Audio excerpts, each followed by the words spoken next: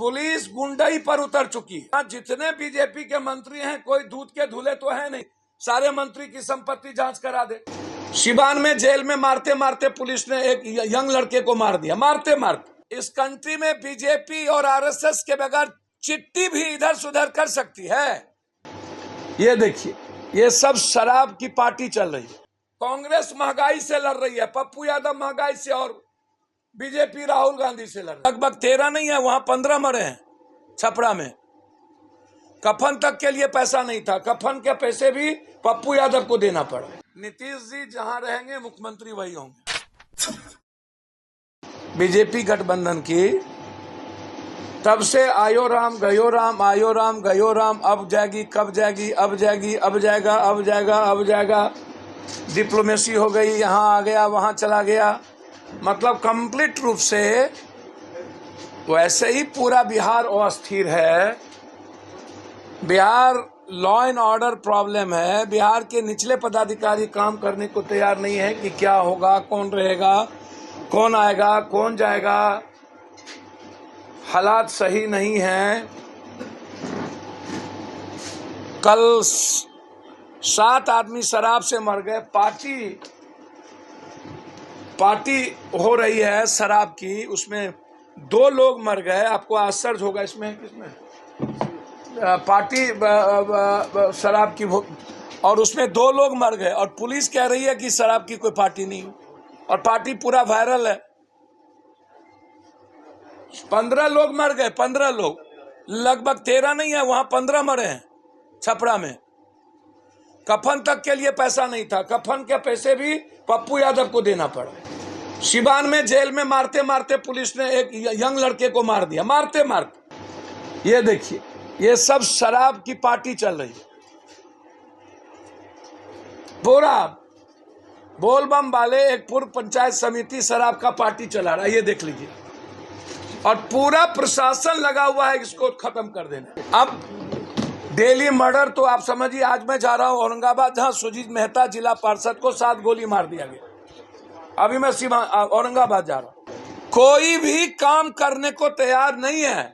Police गुंडाई पर उतर चुकी है और कंप्लीट अपराधी और माफिया निरंकुश है। पहले ही बिहार की दुर्गति हो चुकी है, इकोनॉमी खत्म कर दिया गया है। बिहार की जीएसटी का पैसा नहीं मिलता है, बिहार का विशेष राज नहीं मिला, विशेष पैकेज नहीं मिला, और हम लगातार 2 सालों से अनस्टेबल। हम नीतीश जी से आग्रह करेंगे कि या तो आप घोषणा करिए कि जो सरकार है वो सरकार अस्थिर है, हम उसमें रहेंगे और ये सरकार सस्टेन करेगी। चिराग जी हो या कोई जी, उसकी क्या हिम्मत मॉडल बनने की। इस कंट्री में बीजेपी और आरएसएस के बगैर चिट्ठी भी इधर सुधर कर सकती है। जिसके पास ईडी, जिसके पास सीबीआई, जिसके पास मरवाने की बड़ी ताकत, सरकार तोड़ने की ताकत। असम में भी बंगाल का सीआईडी गया, पहले ही वहां असम पुलिस बैठी हुई। संघीय व्यवस्था ही डेमोक्रेसी में चौपट कर दिया गया। लोकतंत्र है क्या? सीआईडी को जांच से दिल्ली पुलिस रोक दी। मतलब किसी भी कीमत पर सरकार, अब मुझे लगता है कि कोई शिंदे नहीं पैदा हो पाए बिहार में, या कर नहीं पाए। नीतीश जी को करना मुश्किल था, जैसे छत्तीसगढ़ और राजस्थान में नहीं कर पाए, वैसे नीतीश जी को नहीं कर पाए। तो लगातार नीतीश जी को टॉर्चर। मैं आरसीपी सिंह जी पर कुछ देखिए, यदि आप नेताओं की संपत्ति की बात करेंगे तो सबसे ज्यादा संपत्ति तो सत्ता पक्ष के पास है, और हम तो चाहेंगे कि नीतीश जी आर्थिक अपराध से सबकी संपत्ति, सारे मंत्री की संपत्ति जांच करा दे कि किनके पास कितना संपत्ति है। यदि बीजेपी चिराग जी की, ये बात तो पहले ही समझ में आनी चाहिए ललन जी को, फिर भी आरसीपी सिंह जी को आप मंत्री बना दिए। और ये बात आपको उस वक्त समझ में आनी चाहिए कि आरसीपी जी मोहरा हो चुके हैं। भैया, आरसीपी सिंह जी लगातार ओएसडी थे, अब वो कह रहे हैं कि इनको सीएम चलाने नहीं आता। 4 घंटा ये भुज्जा खाते हैं, 3 घंटा सोते हैं, 11 बजे आते हैं, अब ओएसडी पीएस भी ज्ञान देने लगे, कितना भी खराब हो जाए नीतीश जी, पर्सनल लेवल पर नीतीश जी के ईमानदारी पर चैलेंज नहीं की जा सकती, ईमानदारी। नहीं तो ये बीजेपी कभी बकस्ती किया, ईडी और सीबीआई आज तक नीतीश कुमार को छोड़ देते, कहीं ना कहीं घेरने का प्रयास, क्योंकि पीए होंगे उस वक्त आरसीपी। जब स्लीपर घोटाले की बात आ रही थी तो उस वक्त ओएसडी आरसीपी ही थे। तो हो सकता है बिजली मंत्री है आरा वाले, उसी तरह इनके पास भी कोई कागज हो। ये लोग तो साथी होते हैं। तो यहाँ जितने बीजेपी के मंत्री हैं कोई दूध के धुले तो है नहीं। और सरकार जब आप कर्नाटक, मध्य प्रदेश, महाराष्ट्र, झारखंड का तोड़ रहे हैं तो ईडी की जांच तो आप पर भी होनी चाहिए। और 8 सालों में 1 to 5 में जो आया है उस पर भी ईडी की जांच होनी चाहिए। ईडी विपक्ष के लिए ही स्वतंत्र क्यों है? सर्वोच्च न्यायालय की आंखें सबके लिए खुले ना। विपक्ष के पास ही अकूट संपत्ति है और लगातार जिस तरीके से कांग्रेस महंगाई से लड़ रही है, पप्पू यादव महंगाई से और बीजेपी राहुल गांधी से लड़ रहा है। इनको महंगाई मुद्दा नहीं है। बिहार की हालात अच्छे नहीं है कंप्लीट। मुझे लगता है कि 2024 तक अब बिहार की राजनीतिक अस्थिरता बिहार के डेवलपमेंट को, बिहार के इकोनॉमी को, बिहार के सारे 14 करोड़ लोगों को सामाजिक आर्थिक रूप से अव्यवस्थित रखेगा।